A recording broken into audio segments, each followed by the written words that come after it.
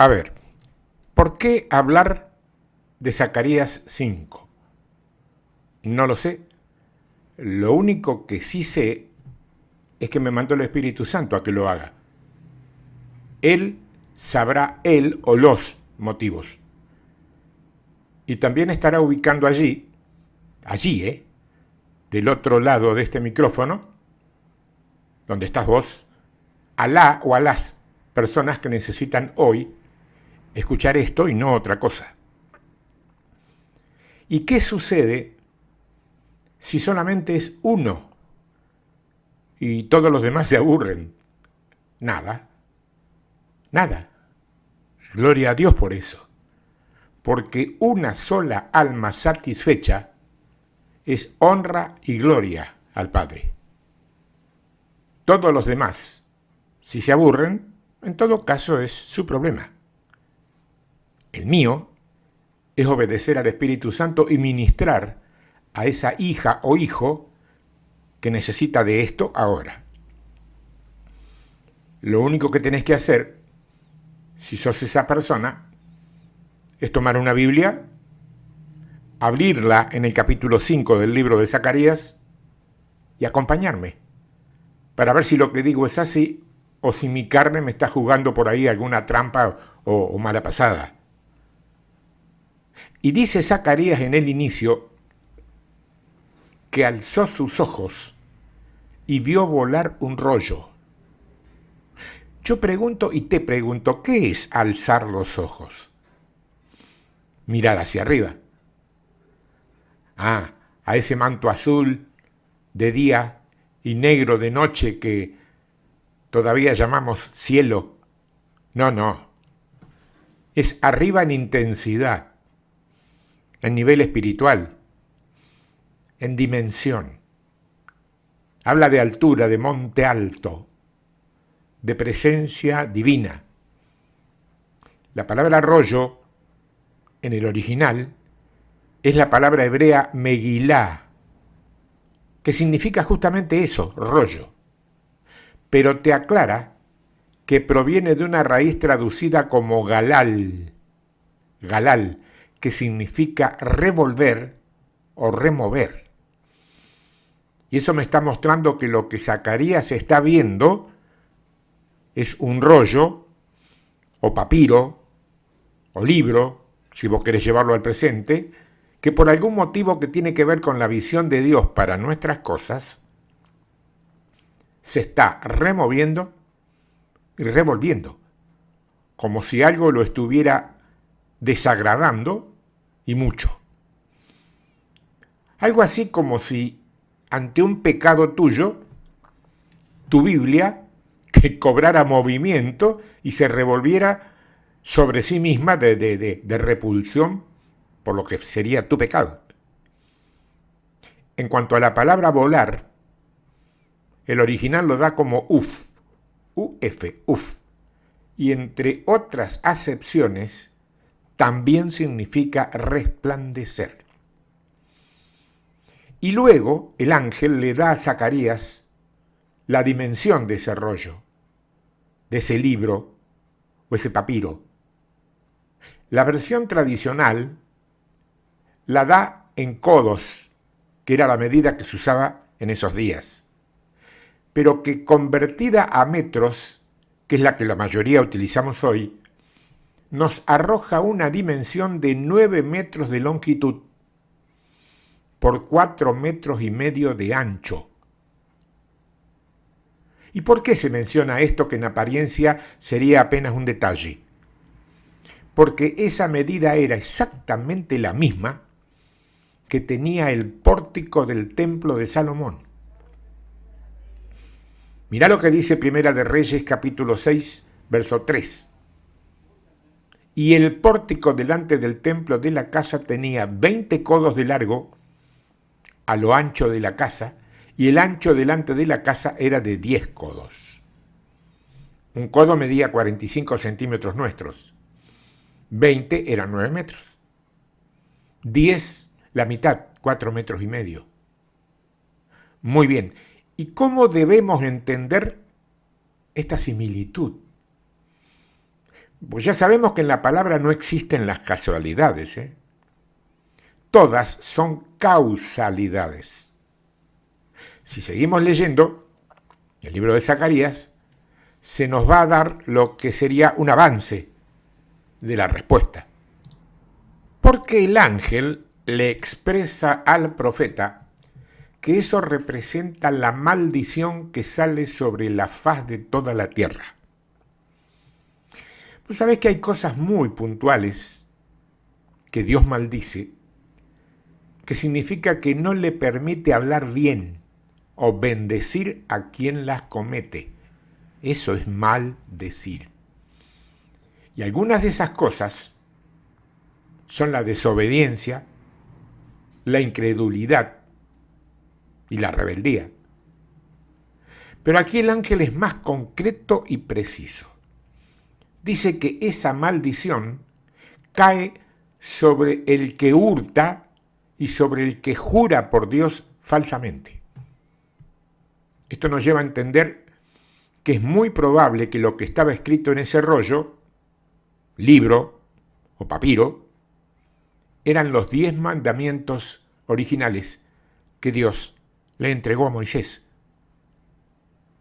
En toda la palabra divina se advierte sobre la inevitable ira de Dios que puede caer sobre los ladrones, pero también sobre los mentirosos en general, aunque se hace muy especial hincapié en algo en lo que me voy a detener.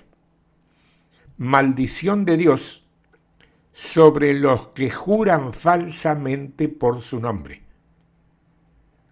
Gente que usa el nombre de Dios para realizar juramentos falsos.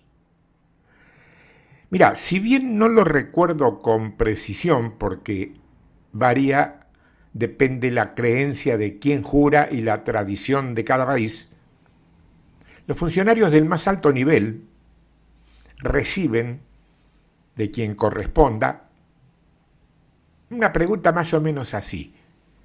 ¿Juráis por Dios y los santos evangelios desempeñar la función, por ejemplo, de presidente de la República? Tiene algunos añadidos más, pero la base de la pregunta es esa. La respuesta es siempre sí, juro. A lo que el consultor, concluyendo formal y protocolarmente la ceremonia, dice: si así no lo hiciereis, que Dios y la patria os lo demanden. Fin. Ahí terminó la ceremonia. El presidente se coloca la banda con los colores de la bandera de su país, toma los atributos materiales tradicionales que cada país tenga para este tipo de ceremonia, que representan el acceso al poder y todo lo demás, y a partir de allí hará lo que convenga a su sector político y a quienes lo respaldan. Pregunto, ¿y la población? ¿La población que lo votó? Bien, gracias. Si tienen fortuna con el hombre que eligieron, podrán trabajar dignamente y comer dignamente todos los días.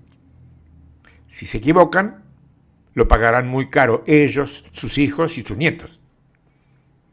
Porque esta gente que juró está jurando tranquila porque está muy segura que ni la patria que sea, ni Dios le habrán de demandar nada, hagan lo que hagan.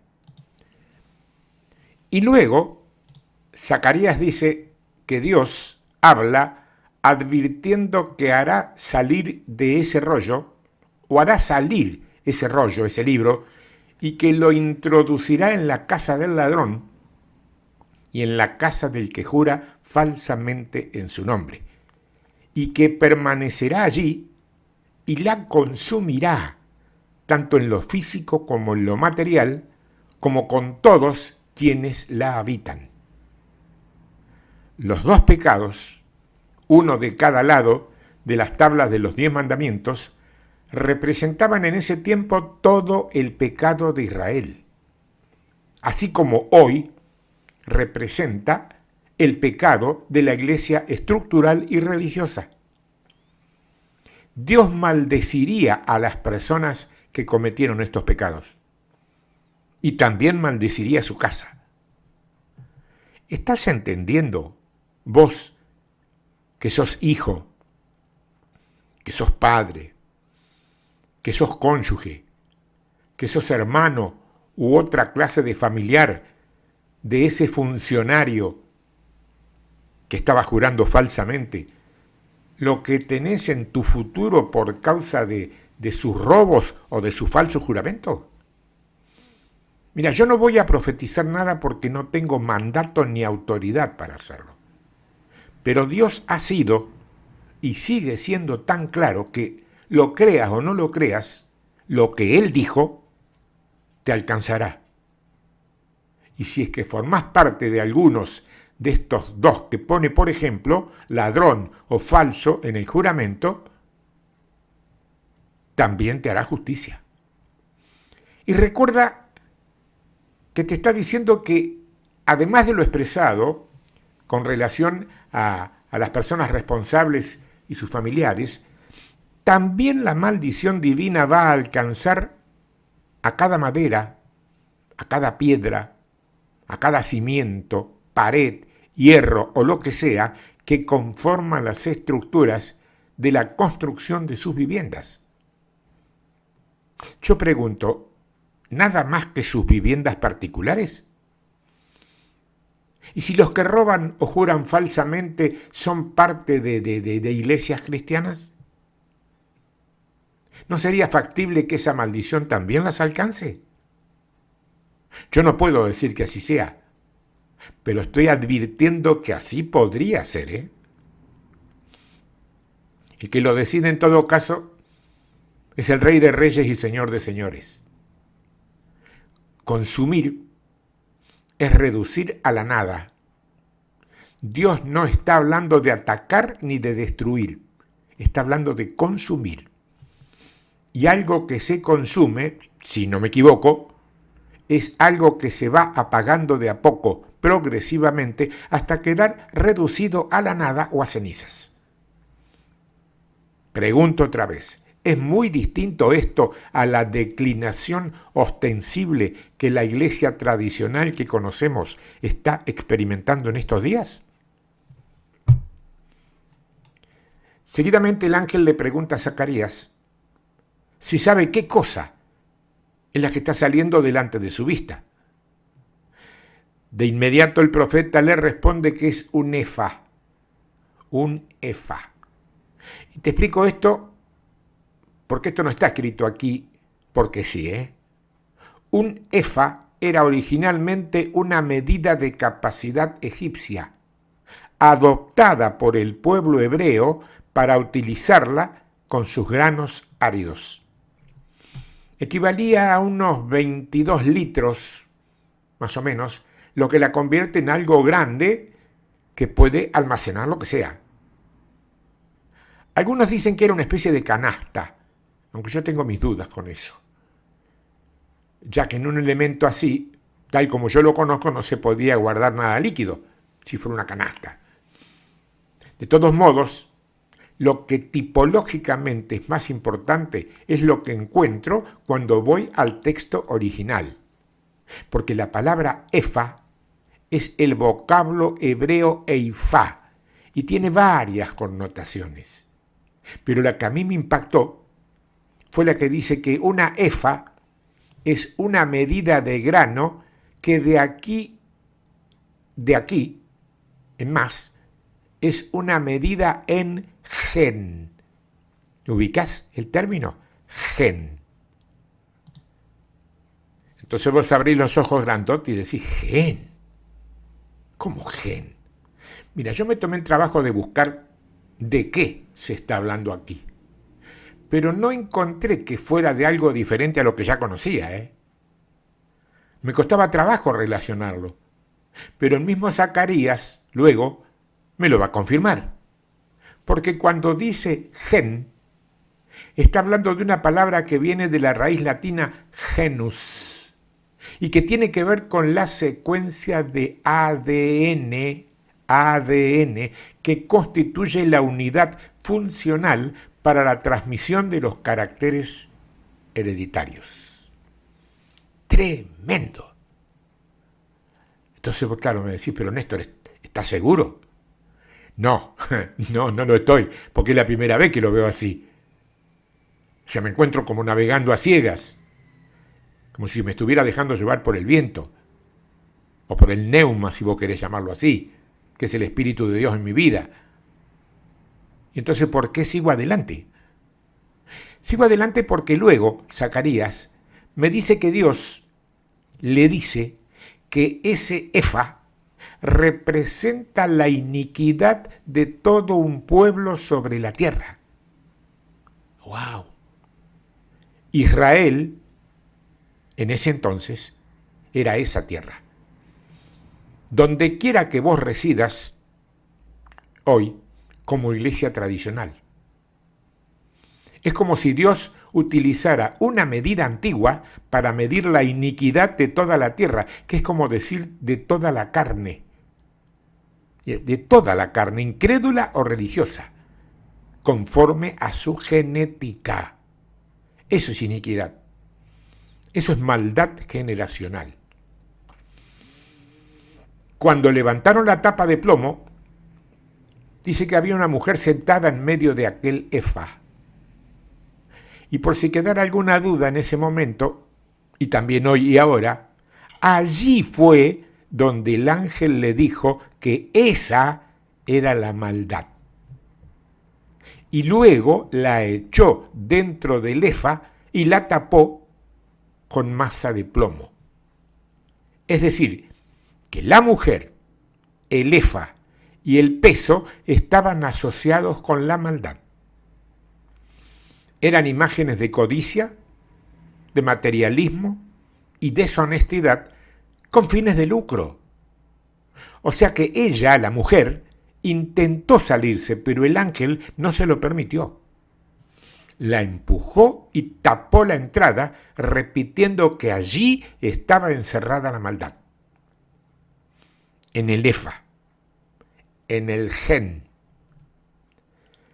Te recuerdo que la palabra hebrea para maldad es femenina. Por eso una mujer es la imagen del mal en esta visión. No es una cuestión de género, es una tipología actualizada al hoy. Pero jamás te olvides que en tu Biblia, y en la mía, mujer siempre es iglesia. Mujer siempre es iglesia. Zacarías les profetizó a los que regresaron del exilio en Babilonia. El pueblo de Dios regresó de Babilonia con un problema de materialismo. Y esta visión habló de este problema. Babilonia. Ya lo sabes. Y luego, ya llegando al verso 11, Zacarías nos cuenta que ahora vio a dos mujeres que tenían alas como de cigüeña y que ellas se llevaron el efa a la tierra de Sinar. ¿De qué está hablando? ¿De qué está hablando? Está hablando de Babilonia. Esa es la tierra de Sinar. Y si tenemos en cuenta que la cigüeña era en esos tiempos un animal considerado inmundo, esa es la calidad que se le otorga a estas dos mujeres. Mujeres, lo reitero una vez más, siempre en nuestra Biblia es sinónimo de iglesia. Ahora pensá y examiná lo revelado. Si eran dos iglesias que se llevaron la base de la genética cristiana a Babilonia, que es la iglesia paralela y falsa, ¿de qué dos iglesias me está hablando? Yo lo tengo claro, pero de ninguna manera te lo voy a decir, porque esto solamente funciona por revelación, y si vos tenés, como creo, el mismo Espíritu Santo que yo, entonces va a ser Él el que te lo muestre, tal como me lo está mostrando a mí. Dos iglesias. cristianas, distintas, pero uniéndose para falsificar, nos dice, la base del Evangelio. Ahora, ¿de qué Evangelio me está hablando? De un Evangelio falso. De un Evangelio falso. Falso y sustentado en lo que Babilonia se ha sustentado siempre, el materialismo. Ese será el ídolo que, adornado con palabras bonitas, irá prevaleciendo cada día más en el seno de lo que luego el mundo cristiano llamará iglesia. Y sin poner en duda su legitimidad, y mucho menos sin evaluar delante de la palabra y el Espíritu Santo su calidad de genuina. Hasta los escogidos serán engañados, nos dice la Biblia, hasta los escogidos. Claro, y nosotros nos sonreímos ahí pensando que a nosotros eso no nos puede suceder, somos muy inteligentes. Bueno, eso nuestro se llama estupidez con disfraz religioso. Creer así es eso. Los primeros 7 versos del capítulo siguiente de Zacarías, el 6º, cierran esta historia, porque allí el profeta vio 4 carros que salían entre 2 montes de bronce.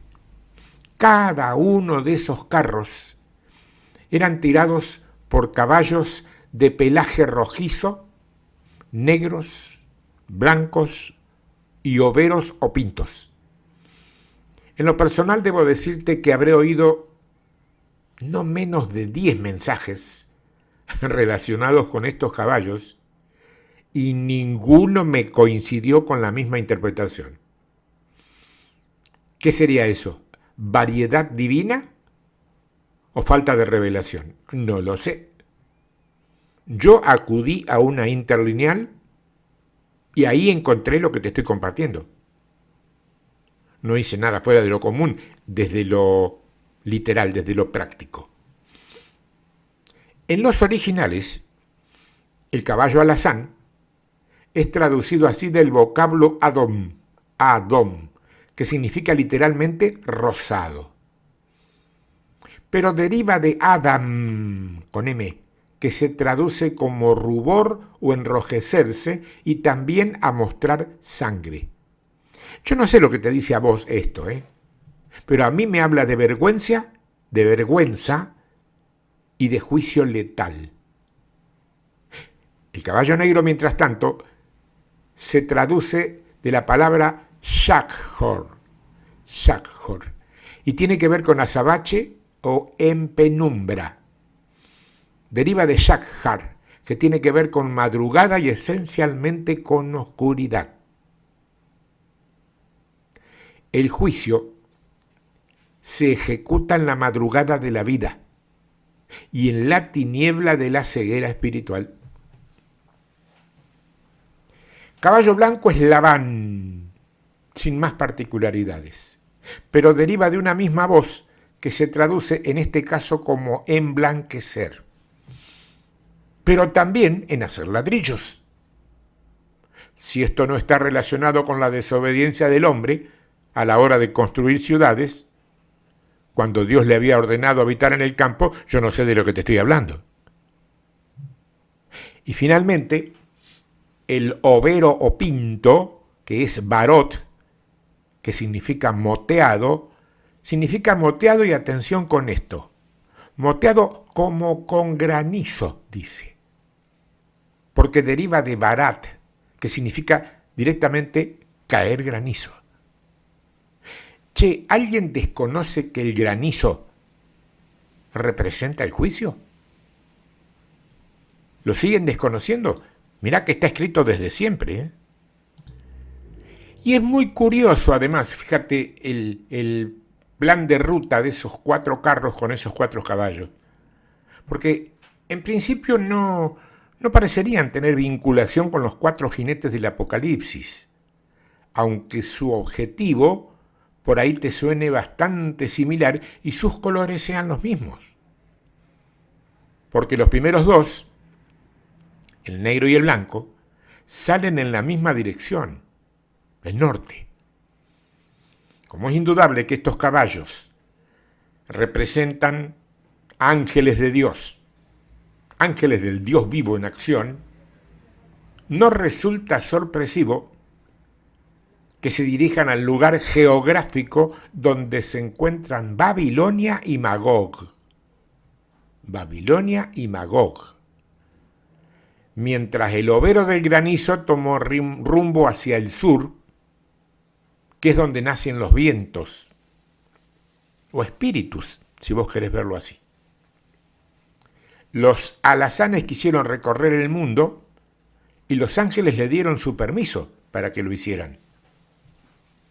Cabe añadir que en el simbolismo habitual en las escrituras, el rojo habla de guerra, el negro habla de hambre y de muerte, el blanco habla de victoria y el overo habla de pestilencia. No sé si te resulta familiar esta palabra. Yo no sé por qué, pero en el momento de describir esto, para tenerlo en la memoria, para no olvidarme para comentarlo hoy, vino a mi mente lo vivido en los últimos años con el COVID-19. Si no fue algo muy similar a un juicio, obligar a que los templos tuvieran que cerrar sus puertas y que los únicos creyentes que se mantuvieron son los que consiguieron tener una relación personal, íntima e individual con el Señor, no sé de lo que te estoy hablando. La historia de este rollo volador ilustra de manera simbólica las cosas grandiosas que el Evangelio puede lograr con el simple hecho de dejar volar la palabra de Dios ungida. Hay evidencia de una justa ira divina en contra de los pecadores, pero enfatizando en los ladrones y en los que juran falsamente por su nombre. Anteriormente, y sin hincapié con relación a esto, a los que ocupan cargos en la función pública, elegidos por la población bajo sistemas democráticos. Pero vos y yo sabemos que no son los únicos, ¿eh? No son los únicos. La gente del común, el ciudadano de a pie, como se dice normalmente, cuando se quiere representar a alguien que no tiene cargo, posiciones ni nada, esa gente, si vive por fuera del diseño de Dios, tiene todas las particularidades mencionadas y caen en los mismos pecados sin ninguna clase de pudor. ¿No roba con la remarcación abusiva de los precios un comerciante de un barrio de clase media? ¿No jura falsamente un novio o una novia para con su pareja y después no tiene empacho en cambiarlo por otro o por otra de acuerdo como venga la circunstancia? Algo es absolutamente real. El pecado es la ruina de las casas y las familias, especialmente el daño al prójimo y el falso testimonio. ¿Quién conoce el poder de la ira de Dios? La maldición de Dios no puede ser mantenida fuera con rejas ni cerrojos. Mientras una parte de la maldición de Dios destruye la sustancia del pecador, otra parte reposa en el alma y la hunde para el castigo eterno. Todos somos transgresores de la ley, así que no podemos escapar de la ira de Dios, salvo que huyamos a refugiarnos, aferrándonos de la esperanza puesta delante de nosotros en el Evangelio de Jesucristo, en el Evangelio del Reino.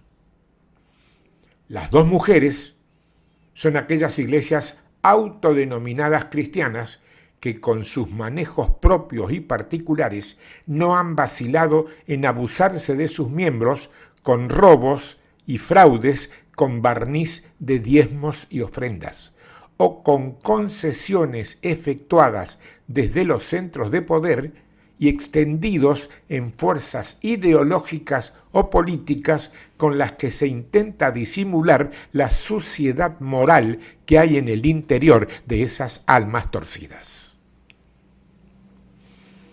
Yo creo que bien vale reproducir ese pasaje que tenemos que memorizar para nuestro cuidado personal y que está en la carta a los Gálatas, capítulo 5, versos 19 al 25, que dice: y manifiestas son las obras de la carne, que son adulterio, fornicación, inmundicia, lascivia, idolatría, hechicerías, enemistades, pleitos, celos, iras, contiendas, disensiones, herejías, envidias, homicidios, borracheras, orgías y cosas semejantes a estas, acerca de las cuales os amonesto, como ya os lo he dicho antes, que los que practican tales cosas no heredarán el reino de Dios. Mas el fruto del Espíritu es amor, gozo, paz, paciencia, benignidad, bondad, fe, mansedumbre, templanza. Contra tales cosas no hay ley, pero los que son de Cristo han crucificado la carne con sus pasiones y deseos. Si vivimos por el Espíritu, andemos también por el Espíritu. Dice adulterio. Adulterio no es una palabra que esté incluida en los manuscritos antiguos, fíjate.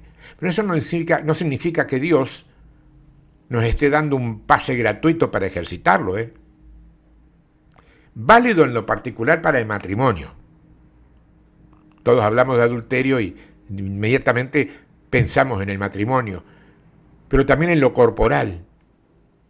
¿Cómo es el adulterio en lo corporal? No traicionar al esposo de la iglesia, que es Cristo.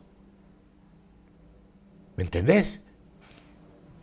Fornicación, que viene del griego porneia, de ahí viene la palabra pornografía, se traduce como la inmoralidad sexual de la conexión ilícita entre personas que no tienen pacto de pareja, pero se extiende a lo espiritual con relación a la idolatría.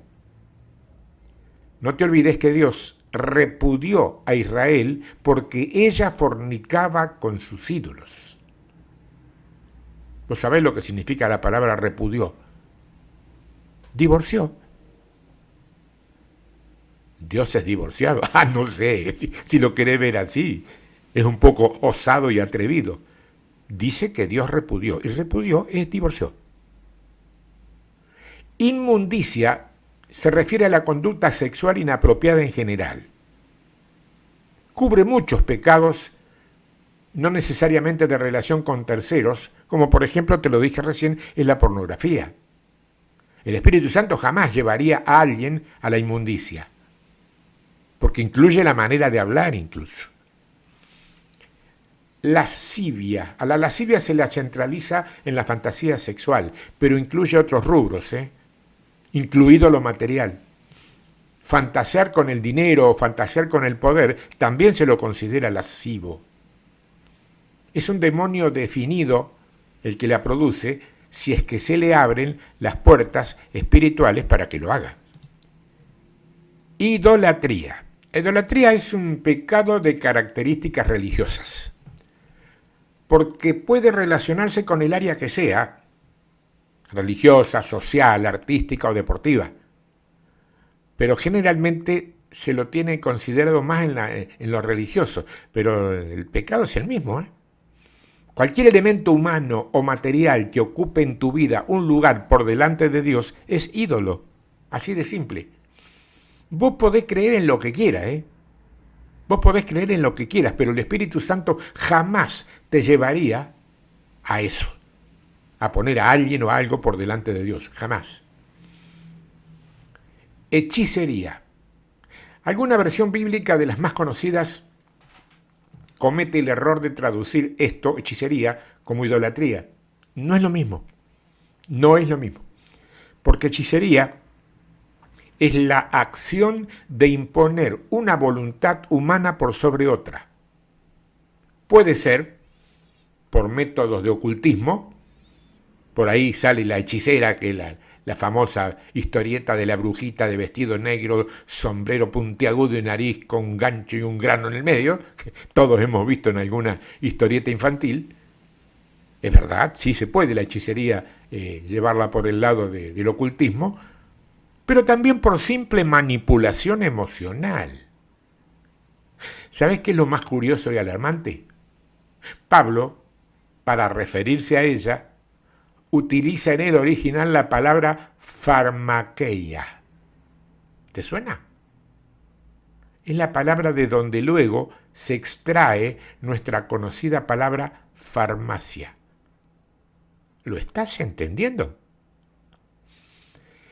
Enemistades. Es una mala actitud del corazón que lleva a sentir aversión por determinadas personas, aún sin causa. Pleitos. Rivalidad manifiesta que desencadena peleas y disputas. Abunda eso dentro de las congregaciones.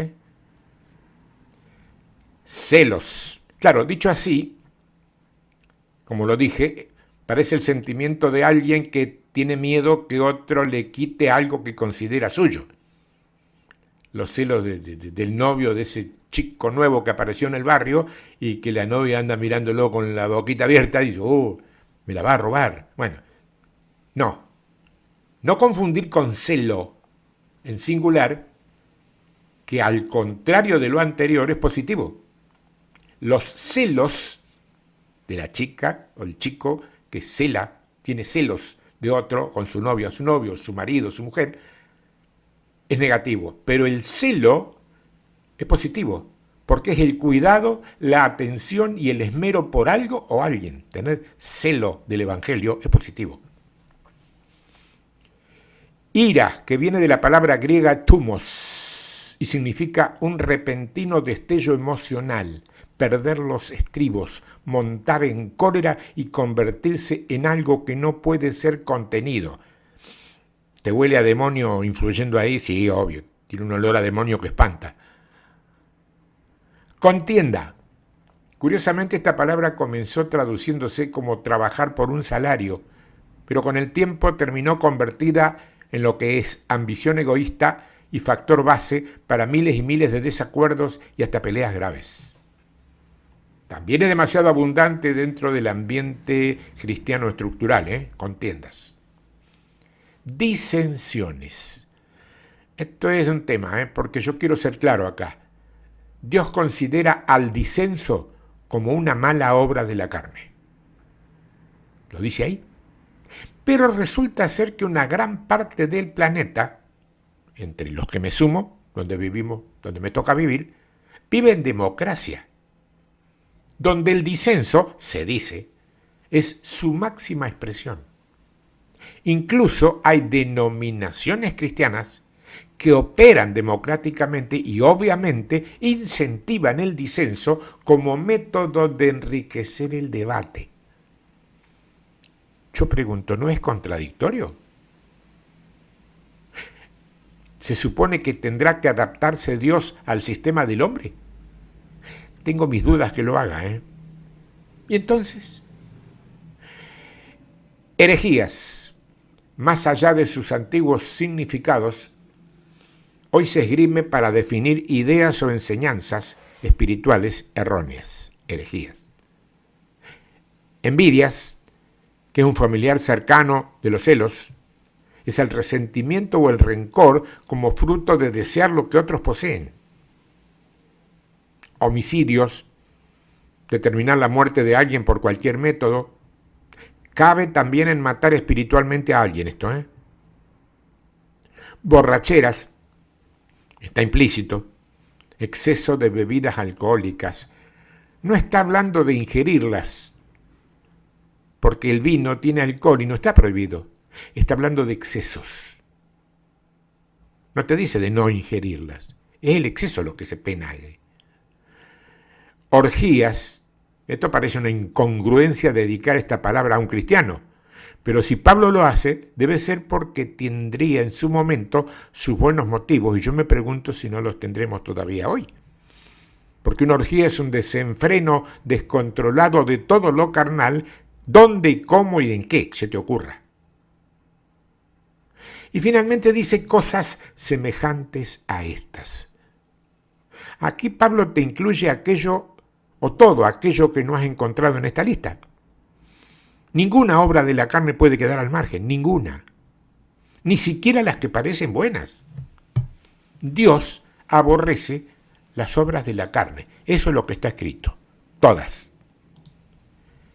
Y concluye su advertencia, Pablo, consignando que ninguna persona que practique cualquiera de las cosas que ha detallado se verán impedidos de heredar el reino de Dios. ¿Eso significa perder la salvación? No. Significa no formar parte activa del reino de los cielos. No se irá al infierno aquel que se muestre arrepentido de sus pecados y pida perdón sincero. No.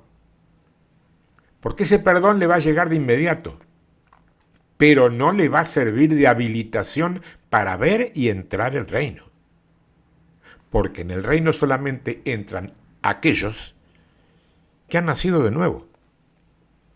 Los que tienen un espíritu regenerado. Esto es lo que Jesús le dijo a Nicodemo y esto es lo que hoy todavía está vigente. Los cristianos también caen y cumplen los deseos de la carne. David, con todo lo que significa David, cayó horriblemente en adulterio. Pedro también cayó gravemente cuando negó a Jesús. Pero por muy grandes que fueran estos pecados, no fueron cometidos para molestar a Dios, sino por debilidad. Cuando se les llamó la atención sobre sus pecados, estos hombres no continuaron porfiada u obstinadamente en ellos, sino que se arrepintieron. A los que pecan por debilidad no se les niega el perdón, siempre que se levanten y dejen de pecar. No hay nada peor que continuar en el pecado. Si no se arrepienten, sino que continúan cumpliendo obstinadamente los deseos de la carne, es una señal segura de que no son sinceros. Quedó dicho.